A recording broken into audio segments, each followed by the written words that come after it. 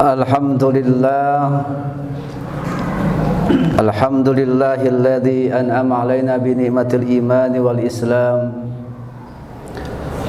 Asyhadu an la ilaha illallah wahdahu la syarika lah, wa asyhadu anna Muhammadan abduhu wa rasuluhu la nabiyya ba'dah.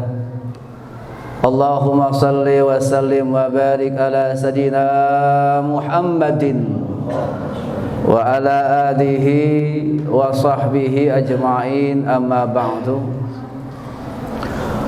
Faya ibadallah, usikum wa nafsi bi taqwallah wa ta'atihi la'allakum tuflihun.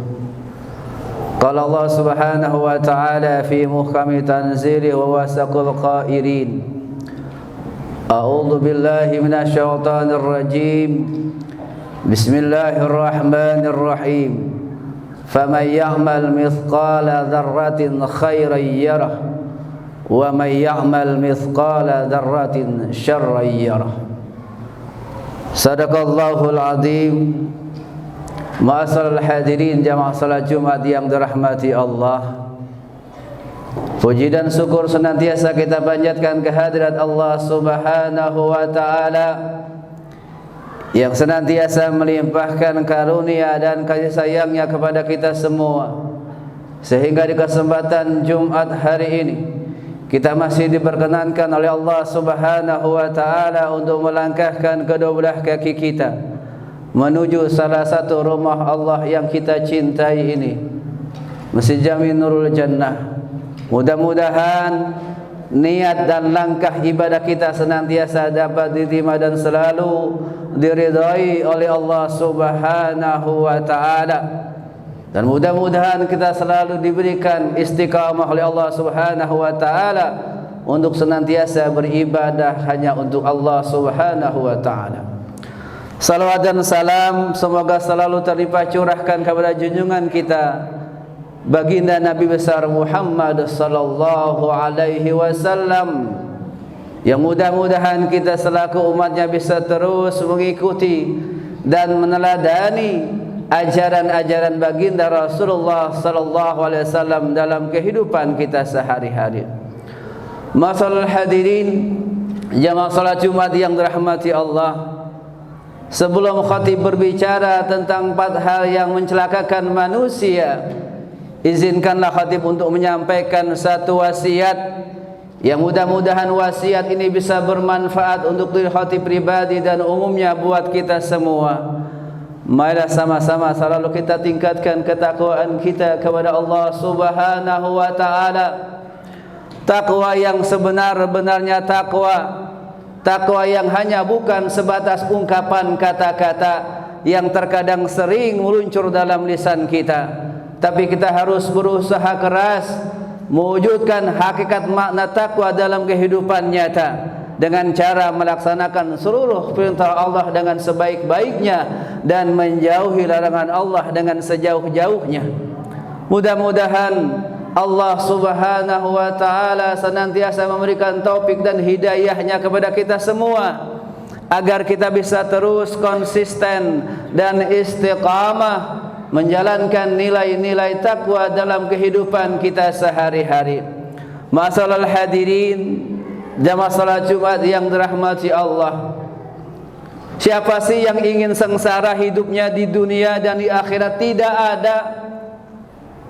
Saya yakinnya kita ingin hidup bahagia di dunia dan di akhirat, sebagaimana doa-doa yang selalu kita panjatkan di akhir salat kita, Rabbana atina fid dunya hasanah wa fil akhirati hasanah wa qina adzabannar.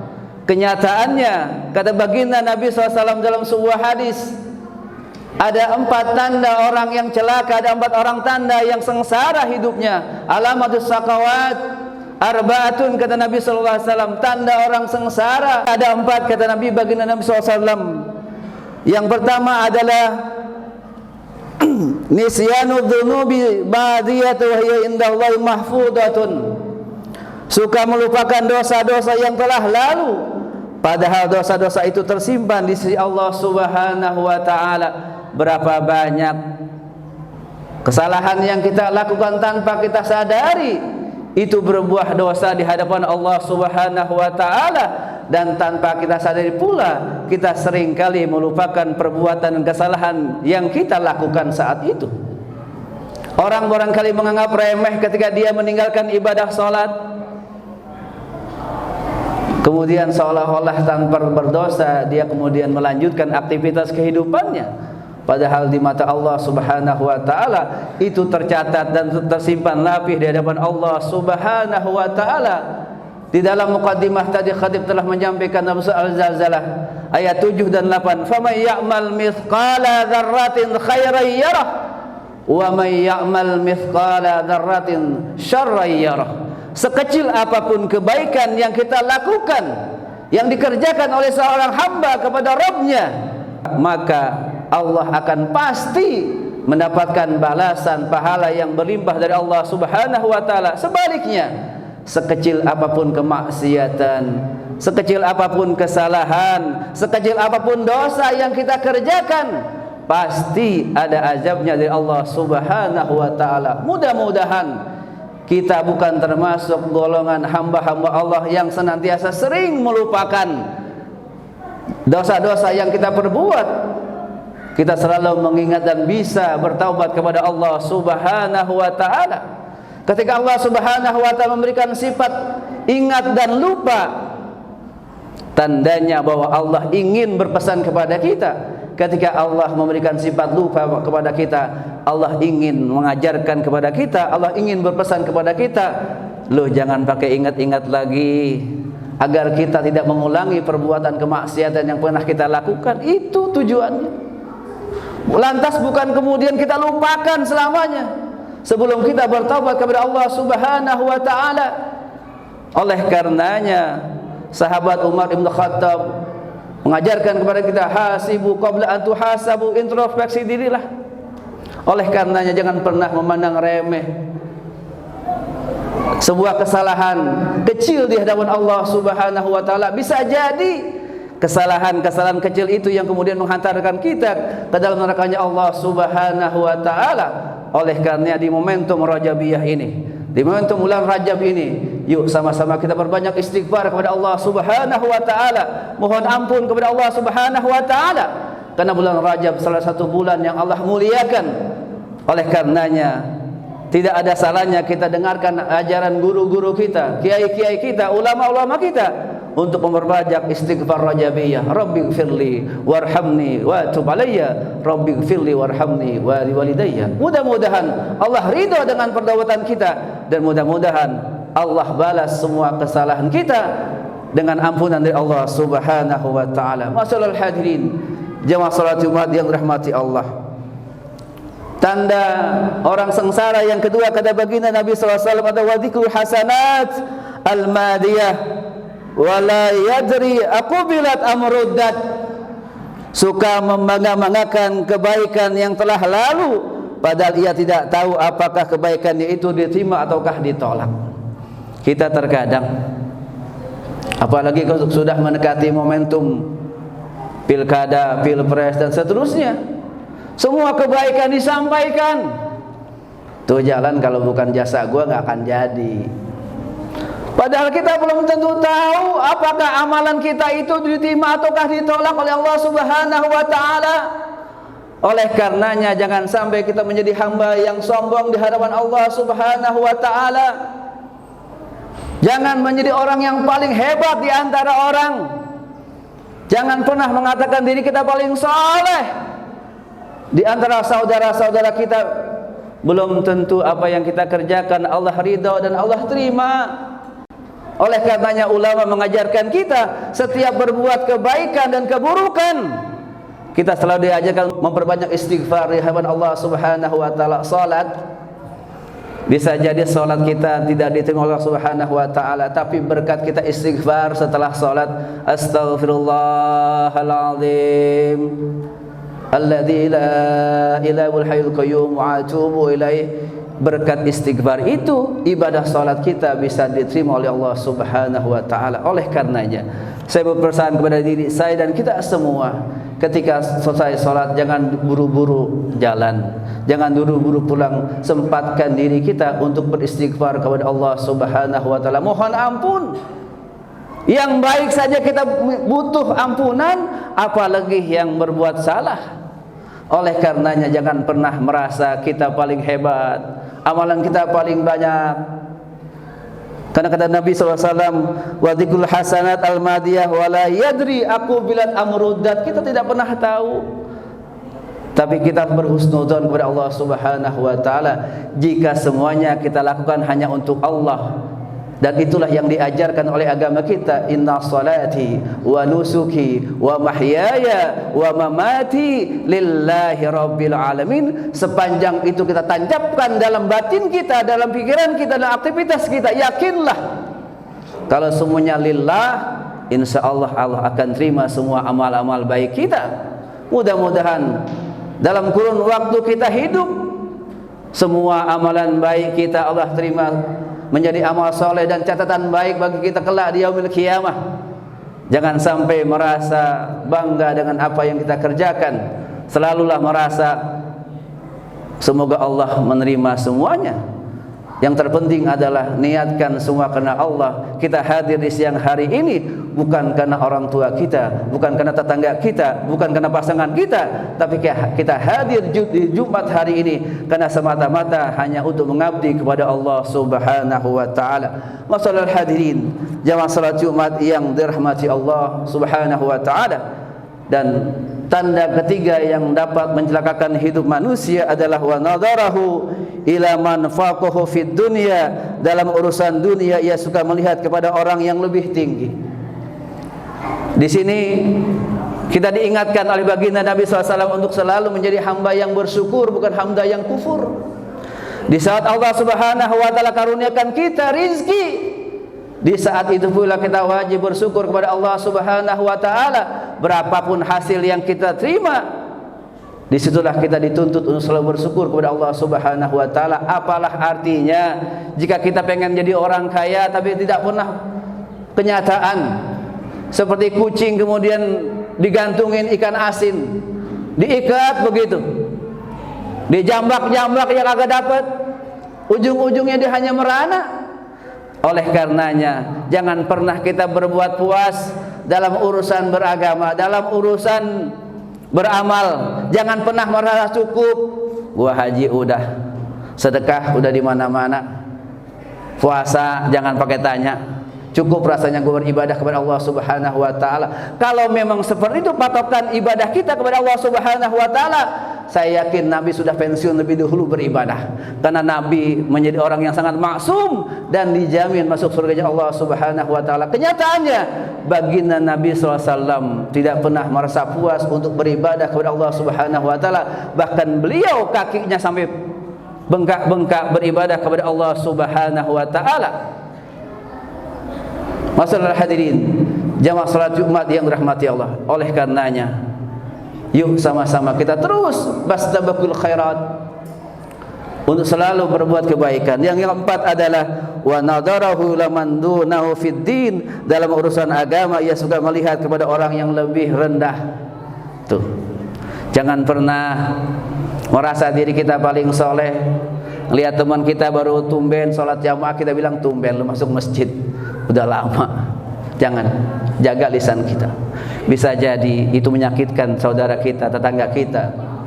Bisa jadi itu menjadi cambukan buat orang yang tidak siap mentalnya dan keimanannya. Kalau saya flashback cerita dulu zaman kecil, ada seorang narapidana dulu, residivis lama di Nusa Kambangan. Kemudian dia masuk musola, karena itu di depan saya saat itu. Dia pakai jubah putih, pakai peci putih, pakai sorban putih, layaknya seorang kiai besar. Kemudian dia sholat sunat.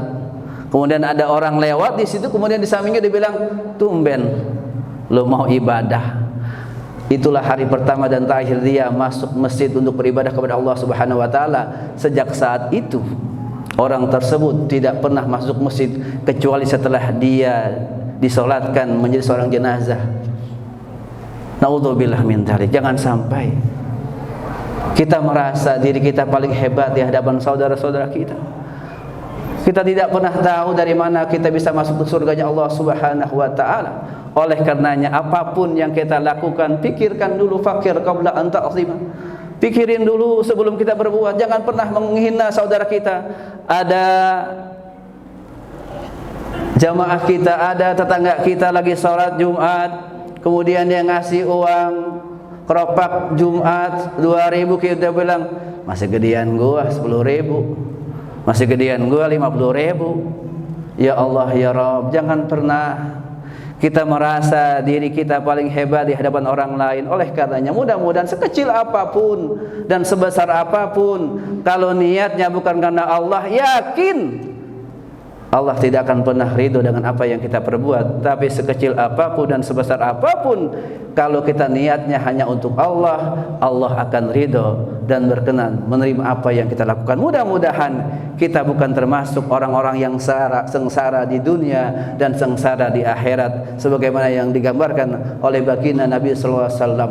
Dan mudah-mudahan ini menjadi cambukan buat kita untuk terus memperbaiki cara pandang hidup kita untuk beribadah kepada Allah Subhanahu wa taala. Mudah-mudahan Allah lindungi kita, anak cucu kita, keluarga kita dari sengatan api neraka. Mohon maaf lahir batin. Barakallahu li wa lakum fil Qur'anil Karim wa nafa'ni wa iyyakum bima fihi minal ayati wa dzikril hakim wa taqabbala minni wa minkum tilawatahu innahu huwal ghafurur rahim. Allahumma shalli wa sallim ala sayyidina Muhammad wa ala ali sayyidina Muhammad.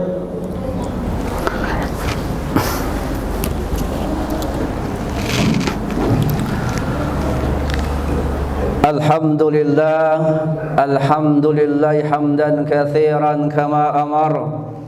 أشهد أن لا إله إلا الله وحده لا شريك له وأشهد أن محمدا عبده ورسوله لا نبي بعده. اللهم صل وسلم وبارك على سيدنا محمد وعلى آله وصحبه أجمعين. أما بعد فيا أيها المسلمون اتقوا الله حق تقاته ولا تموتن إلا وأنتم مسلمون واعلموا أن الله سبحانه وتعالى أمركم بأمر بدأ بنفسه وثنى بملائكة المثبت بقدسه فقال تعالى إن الله وملائكته يصلون على النبي يا أيها الذين آمنوا صلوا عليه وسلموا تسليما. اللهم صل على محمد وعلى آله محمد. اللهم اغفر للمسلمين والمسلمات والمؤمنين والمؤمنات الأحياء منهم والأموات إنك سميع قريب مجيب دعوات ويا قاضي الحاجات. اللهم بارك لنا في رجب وشعبان وبلغنا رمضان.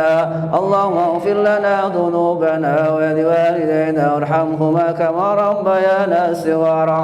ربنا اغفر لنا ذنوبنا والإخوة الذين سبقونا بالإيمان ولا تجعل في قلوبنا الذين آمنوا ربنا إنك رؤوف رحيم. ربنا هب لنا من أزواجنا وذريتنا قرة أعين واجعلنا للمتقين إماما.